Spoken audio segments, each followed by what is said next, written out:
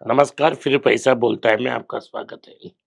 आज मेरे साथ मेरा दोस्त शाश्वत स्वामीनाथन है, जो हमारे साथ डिस्कस करेंगे। आज मार्केट में बड़ा गिरावट है, इसका मुख्य कारण ट्रम्प साहब हैं। ट्रम्प साहब ने कनाडा पे 35% की टैरिफ की धमकी दी है। अनेक देशों पे टैरिफ अनाउंस की है। उन्होंने कहा है जहां उन्होंने टैरिफ नहीं अनाउंस की है, 15-20% लगा देंगे।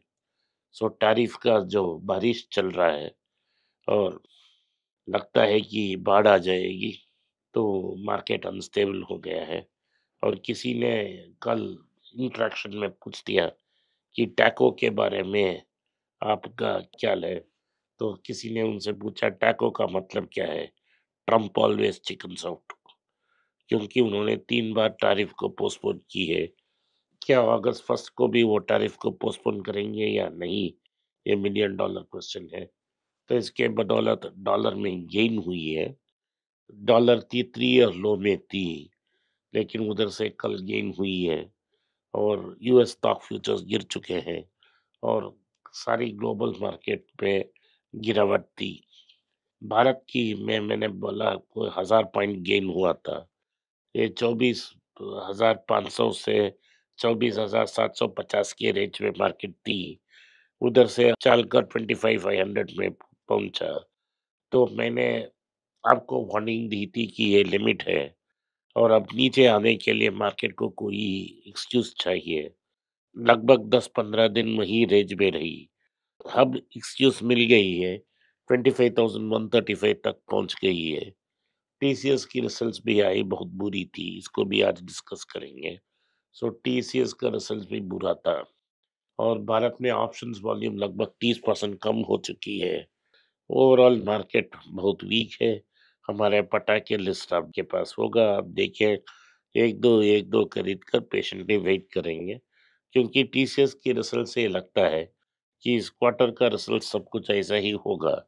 सब मार्केट का कोई अपटिक नहीं होने वाला है। डाउनटिक होगा कि नहीं हम बता नहीं सकते हैं। तो शाश्वत, आपका पहला क्वेश्चन टीसीएस के बारे में। ठीक है, तो पहले हम टीसीएस के बारे में बात कर लेते हैं। तो आज उनका रिज़ल्ट्स आया है, तो उनके रिज़ल्ट्स देखें तो क्वार्टर 1 में उनका 6% प्रॉफ़िट आफ्टर टैक्स ऊपर गया है। और पर आप कांस्टेंट करेंसी टर्म्स में देखें तो उनका रेवेन्यू डिक्लाइन हुआ है 3% तक।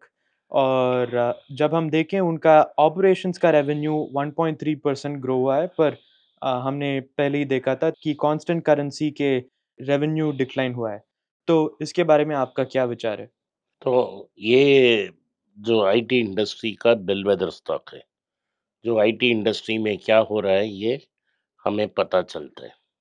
इनका मेन कॉस्ट है, रॉ मटेरियल कॉस्ट है, मैन पावर कॉस्ट।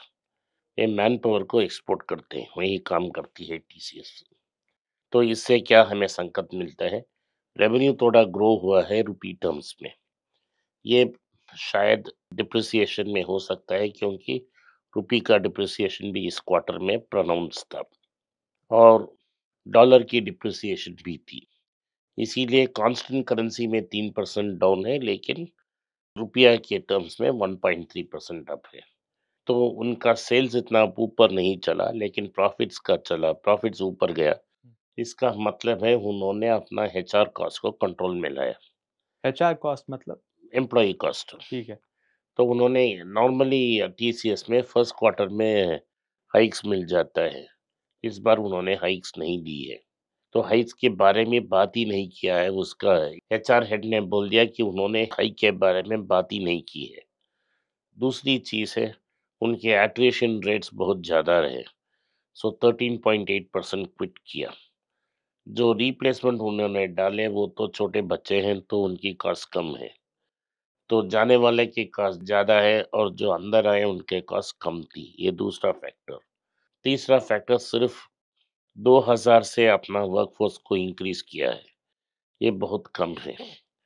आपको अगले दो जब कंपनीज की रिजल्ट्स आएंगे, आप देखेंगे कि नेगेटिव ग्रोथ हो रहा है। इन्होंने 42,000 लोगों को जॉब ऑफर दिया था, उसमें सिर्फ 5,000 को ऑन बोर्ड किया है। 37,000 लोग बाहर बैठे हैं। तो इससे सिचुएशन क्लियरली है कि बहुत वीक सिचुएशन है। अर्निंग्स कहीं भी नहीं जा रही है। आईटी कंपनीज में हाइक नहीं आ रही है। लोगों को नौकरी नहीं मिलेगी। तो ये स्टॉक का परफॉर्मेंस वेट, तो इसका मतलब ब्रॉडर ट्रेंड में क्या है कि भारत की जो कंजम्पशन ड्राइव हो रही है बड़े शहरों में, जो टायर 2 टायर 3 में नहीं हो रहा है, और जो भी हो रहा है वो आईटी के बदौलत हो रही है, क्योंकि आईटी एम्प्लॉइज के पास पैसा है। तो इस आईटी कंपनीज का एक बड़ा शॉक रहा है।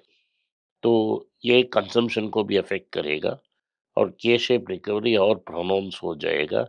फ्रेशर्स को नौकरी नहीं मिलेगा क्योंकि स्टार्टअप्स भी प्रेशर में है।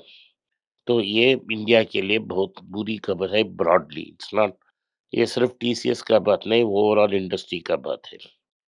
टाटा टीसीएस को एक पिगी बैंक जैसे यूज करते हैं। अभी भी उन्होंने किया है, रिकॉर्ड डिविडेंड 11 रुपया उन्होंने ले ली है। ये ओवरऑल पिक्चर है। टीसीएस का सबसे बड़ा कॉन्ट्रैक्ट इस क्वार्टर में बीएसएनएल था। पिछले क्वार्टर से इस क्वार्टर कुछ कॉन्ट्रैक्ट हुआ है, लेकिन उन्होंने इस एंटायर कॉन कॉल में बीएसएनएल के बारे में बात ही नहीं की है। उनकी जो टोटल कॉन्ट्रैक्ट वाली है उसमें कुछ श्रिंकेज है। ये बताती है कि जो उनकी टॉप क्लाइंट्स है वो अब रिसेशन के फियर के कारण अपना कॉन्ट्रैक्ट्स कुछ पीछे किए हैं।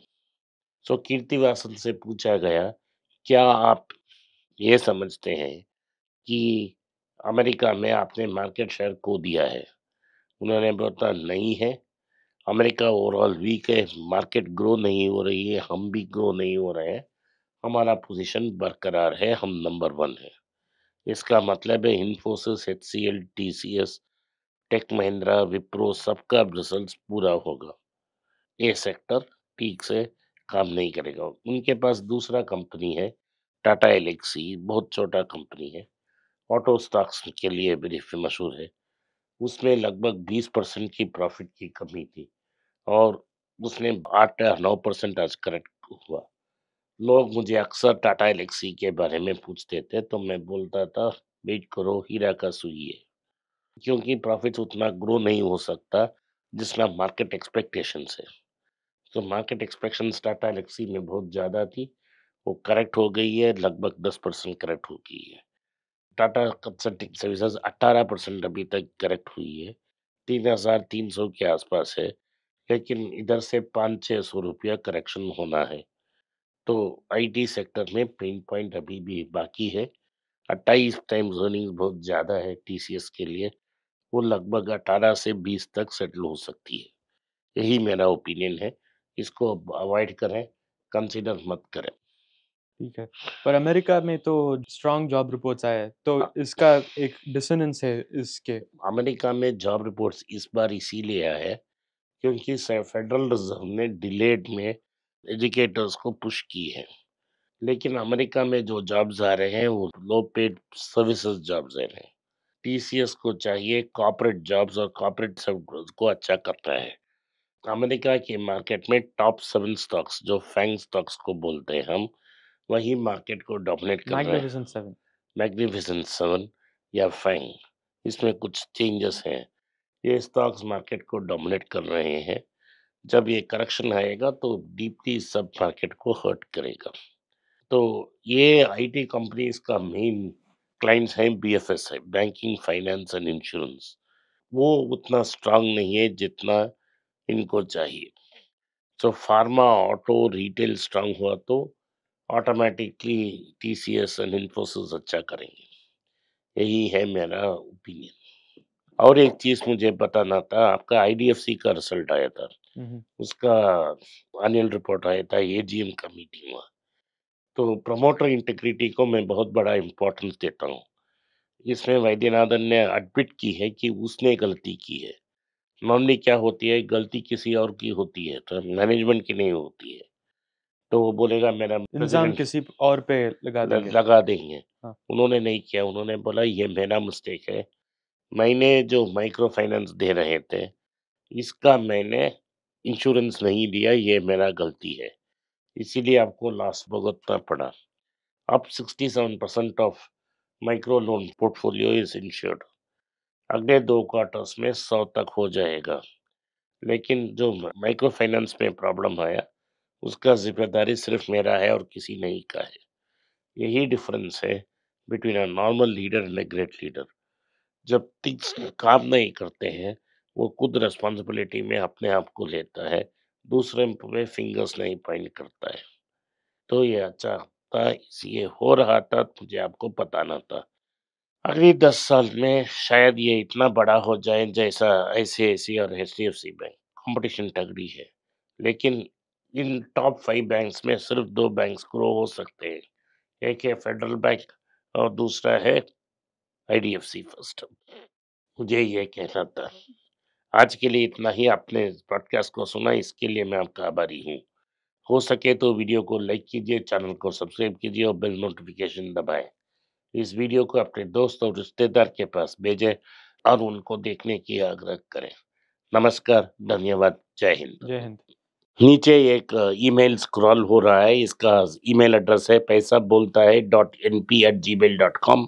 अगर आप मुझसे संपर्क करना चाहते हैं तो इस ईमेल में मेल भेजें, मेरी टीम आपसे बात करेगी। फिर से बता रहा हूँ मैं, पैसा बोलता है .np@gmail.com। इसमें आप मेल भेज सकते हो, मेरा टीम आपसे संपर्क करेगा।